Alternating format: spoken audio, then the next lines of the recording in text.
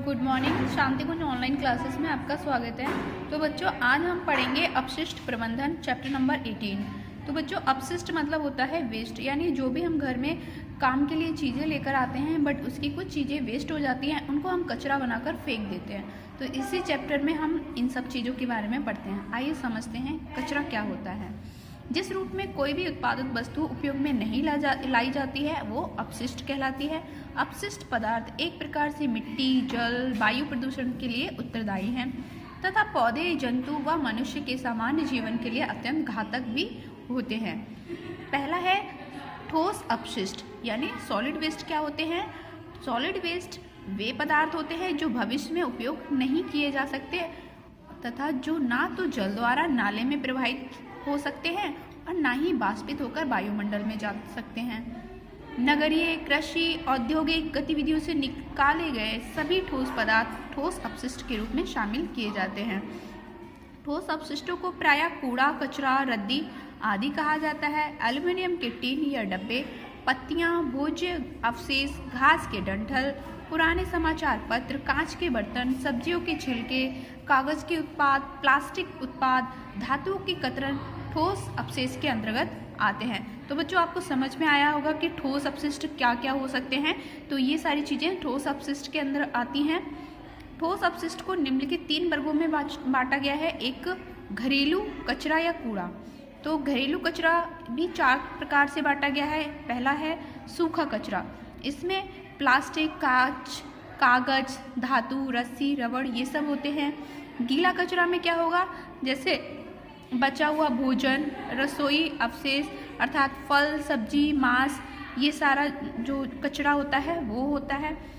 और तीसरा होता है अप्रदूषित कचरा। अप्रदूषित कचरा मीन्स इसमें ड्रेसिंग किए हुए रुई, रक्त व पीप से सनी पट्टियाँ, डायपर ये सारे होते हैं। और फोर्थ होता है जहरीला या विषाक्त कचरा। इसमें विषैले पदार्थ जैसे कि दवाइयाँ, टूटी हुई ट्यूबलाइट्स और कीटनाशक ये सब होते हैं। फिर है नगरीय अपशिष्ट। नगरीय अपशिष्ट क्या होते हैं? इसके अंतर्गत कूड़ा और कबाड़ को शामिल करते हैं जो ऑफिसों, होटलों, बाजारों तथा गलियों के बुहारन जैसे कि धूल, पत्तियों से जो हम लोग झाड़ू लगाने के बाद बचता है वो कचरा आता है। इसके अंतर्गत विशेष अपशिष्टों के निम्नलिखित प्रकारों को भी आपको अवगत करना चाहिए, जैसे कि मृत जंतु, राख या भस्म, परित्यक्त गाड़ियाँ, मलबा, विषाक्त पदार्थ, सेप्टिक टैंक्स का अवमल और टूटे फूटे पाइप तार, ये सारे हमारे नगरीय अपशिष्ट के अंतर्गत आते हैं। फिर है औद्योगिक अपशिष्ट। औद्योगिक अपशिष्ट कौन से होते हैं? विभिन्न प्रकार से प्राप्त अपशिष्ट जैसे कि चर्म शोधन अवशेष, बुनाई रंगाई अवशेष, प्लास्टिक अवशेष, भोजन संश्लेषण अवशेष, धातु के टुकड़े, रबड़ अवशेष जो संगत औद्योगिक प्रतिष्ठानों में प्राप्त होते हैं, यानी कि हमारी जो कंपनियां होती हैं, फैक्ट्रियां होती हैं, इनसे निकलने वाला कचरा हमारा क्या कहलाता है? औद्योगिक अपशिष्ट कहलाता है। ये भी 2 प्रकार से हमने बांटा है। एक है कृषिगत अपशिष्ट। साधारणतः कृषिगत अपशिष्ट है धान का पुआल, डंठल, भूसा, खरपतवार, घास, ये सारे कृषि से निकलने वाली चीज़ें हैं। ये अपशिष्ट हमें कृषि के थ्रू मिलता है। फिर है विशिष्ट अपशिष्ट, स्पेशल वेस्ट। इसके अंतर्गत क्या हो सकता है? जैसे कि भारी धातु अवशेष, कीटनाशक, कीटनाशी दवाइयाँ, जहरीले पदार्थ, नाभिकीय संयंत्रों से प्राप्त भी रेडियो एक्टिव पदार्थ होते हैं जिन्हें कि हम प्रयोगशालाओं और अस्पताल से प्राप्त करते हैं। गैर प्रक्रियाओं से भी प्राप्त होते हैं कुछ अवशेष, जैसे कि कार्यालय एवं कैंटीन से प्राप्त अवशेष, पैकिंग अवशेष, या फिर उद्योगों से निकलने वाले और बाकी के अपशिष्ट। तो ये सारे हमारे औद्योगिक अपशिष्ट के अंतर्गत आते हैं। अब है जैव निम्नकरणीय तथा जैव अनिम्नकरणीय अपशिष्ट। तो बच्चों, इसमें क्या होता है कि जो जैव निम्नकरणीय अपशिष्ट होते हैं वो जैसे कि हमारे घरों में निकलने वाली सब्जी के छिलके, फलों के छिलके, ये सारी चीज़ें जब सड़ जाती हैं तो ये क्या बन जाते हैं? जैव निम्नकरणीय पदार्थ के अंतर्गत आते हैं। मतलब इन पदार्थों को हम सड़ाकर, गलाकर फेंक सकते हैं, तो वो तो हमारे जैव निम्नकरणीय यानी बायोडिग्रेडेबल अपशिष्ट कहलाते हैं। और अनिम्नकरणीय पदार्थ कौन से होते हैं? ये वे पदार्थ है जो अपघटकों द्वारा निम्नीकृत नहीं हो सकते, मतलब डिकम्पोज नहीं होते हैं। ये अपशिष्ट सड़ता गलता नहीं है या सड़ने में बहुत ज़्यादा लंबा समय, मतलब 100 साल 50 साल इस तरह से समय लगा सकता है। जैसे कि पॉलीथीन बैग हुए, प्लास्टिक, कांच, एल्युमिनियम के डब्बे, लोहे, कील, डीडीटी जैव अनिम्नकरणीय अपशिष्ट होते हैं। तो जैसे कि आप घरों में कोल्ड ड्रिंक्स वगैरह पीते हैं, उसकी बॉटल्स फेंक देते हैं, वो सालों तक पड़ी रहेंगी लेकिन वो गलेंगी नहीं, तो ये क्या कहलाएंगे? ये हमारे जैव अनिम्नकरणीय, जिन्हें नॉन बायोडिग्रेडेबल वेस्ट कहते हैं। पर्यावरण तथा इसके प्राकृतिक घटकों जैसे कि हवा, जल, भूमि के प्रदूषण को रोकने के लिए अपशिष्टों का प्रबंधन अनिवार्य है। जनसंख्या वृद्धि के साथ अपशिष्ट पदार्थों की उत्पत्ति बढ़ती जा रही है। स्थानीय स्वशासनों द्वारा आस पड़ोस को स्वच्छ और स्वस्थ रखना मुश्किल होता जा रहा है।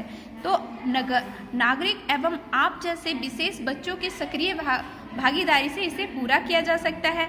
एक होता है 3R नियम। 3R का मतलब होता है, एक R से मतलब होता है रिड्यूस, दूसरे R का मतलब होता है रीयूज और तीसरे R का मतलब होता है रिसाइकल। तो रिड्यूस क्या होता है? अपशिष्ट पदार्थों के उत्पादन को कम से कम करना चाहिए, इससे हम रिड्यूस कर सकते हैं।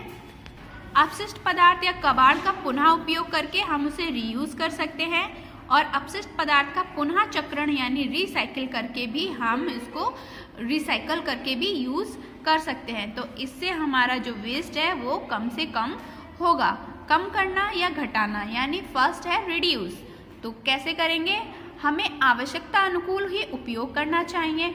कम मात्रा में फेंक के उत्पादित कूड़ों की मात्रा को घटाना चाहिए, मतलब जो चीज़ें हमें ज़रूरी नहीं है उन्हें अनावश्यक लाने की ज़रूरत नहीं है।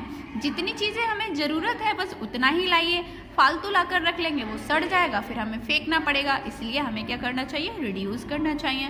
फिर है रीयूज़। रीयूज़ हम कैसे कर सकते हैं?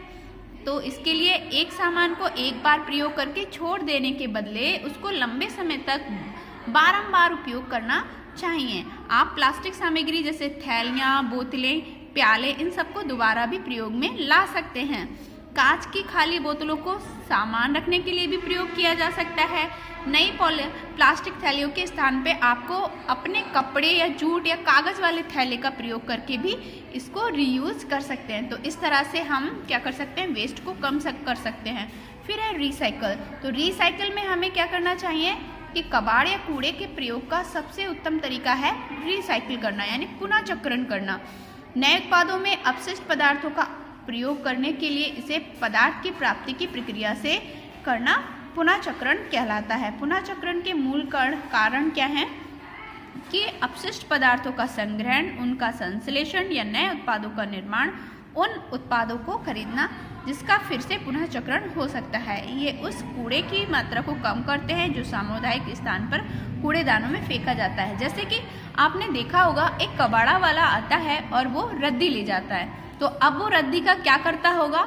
वो उसे इंडस्ट्रीज में दोबारा से भेज देता है। वहाँ पर उसको उस पेपर की पहले स्याही हटाई जाती है और अब उस पर दोबारा से पेपर छपने के योग उसे बना दिया जाता है। तो इस प्रक्रिया को भी हम क्या कहेंगे? इसे भी हम रिसाइकल कहेंगे। तो बच्चों अब आपका होमवर्क है, रिक्त स्थानों की पूर्ति करना है आपको। तो देखिए इसमें सेकंड क्वेश्चन देखिए, नगरीय कचरे में घरों, दफ्तरों, बाजारों आदि से निकले कूड़ा और रद्दी आदि गलियों का बुहारन सम्मिलित होता है। तीसरे में लिखेंगे धान की भूसी, चारा, डंठल, पुआल, खरपतवार को कृषिगत कचरे में रखा गया है। चौथा है जैव अनिम्नीकरणीय अपशिष्ट सूक्ष्म जीवों द्वारा अपघटित नहीं होता। 5वें में लिखेंगे आप प्रबंधन आवश्यक है और 6 में लिखेंगे आपको पुनः चक्रण हवा, जल और भूमि प्रदूषण को घटाता है। फिर है सत्य असत्य। पहला है प्लास्टिक, कांच, कागज, धातु, रस्सी और रबड़ को सूखे कचरे में शामिल किया जाता है, सत्य। सेकंड है घरों, दफ्तरों आदि से निकले कूड़ा, रद्दी ठोस कचरे में शामिल होता है, सत्य। तीसरे में आप लगाएंगे असत्य। और चौथा है हमें उत्पन्न होने वाले कचरे की मात्रा को उपभोग की मात्रा में कमी लाकर या चीज़ों को कम फेंक कर घटाने की ज़रूरत नहीं है, गलत। तो इसमें लिखेंगे असत्य। पांचवा है पुनः चक्रण से नए उत्पादों के निर्माण के लिए आवश्यक ऊर्जा की मात्रा बढ़ जाती है, सत्य। नेक्स्ट क्लास में इस चैप्टर को कंप्लीट करते हैं, तब तक आपको इतना होमवर्क कंप्लीट करना है।